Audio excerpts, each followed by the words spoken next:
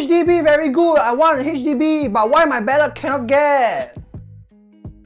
Okay, so when I did this video, I actually did it based on some conversations I had with my friends and clients. So if you are somewhere around 20 plus years old, or if you're just looking to buy a HDB in the near future, this video will be useful to you. Now, traditionally, I believe most of us have already heard this, be it from your mother, your father, your auntie, uncle, or whoever lah. Everyone around you is telling you, faster buy a BTO lah, what are you waiting for? Get a BTO, won't go wrong one lah.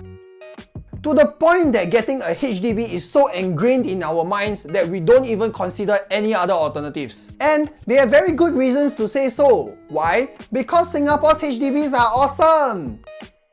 In fact, if you didn't already know, Singapore's HDB model is widely acclaimed to be the best public housing program in the world.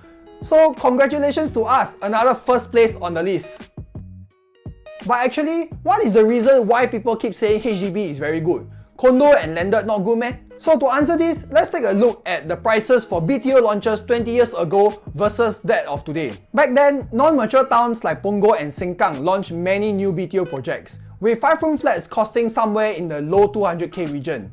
But today, in a non-mature town like Yishun, 5-room flats are starting from 485k, which means that units on the mid-floor and upwards will set you back around 500k plus or minus.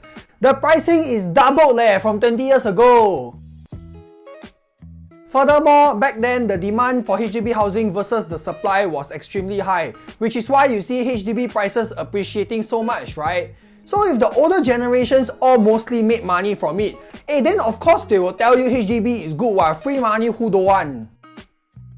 Then we come to the real question now. You have to ask yourself, are the market conditions still the same as 20 years ago? Can we expect a similar growth in our HDB properties today? So why do I say that HDB may not be the best option for you anymore? Because times are changing. For better or for worse, our time now is very different from that of our parents or even grandparents' generation. When you buy a property today, there are many different aspects and variables you have to consider, right? But at the end of the day, what matters most is still your affordability. If you cannot afford means you cannot afford ma.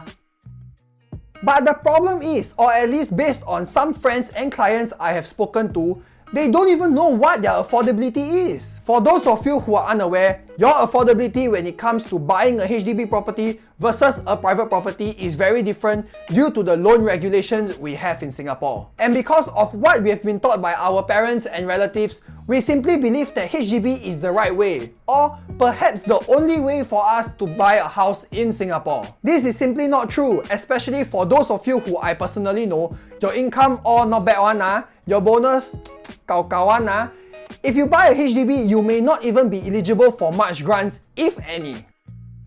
And you may in fact be eligible for something better which can help make your money work harder for you. We have to remember that fundamentally, HDBs are still a public housing option. It is not meant as a speculative investment, nor is it meant to provide you with super high returns. So I hope that whoever watches this video and is perhaps thinking of buying a property in the near future, maybe you want to level up and instead of buying the next iPhone, you want to buy a property and one up all your friends instead. Do find out what is suitable for you, what you are eligible for first, and consider all the options available to you. Remember, we only get to buy properties a handful of times in our life, so make every single one of them count.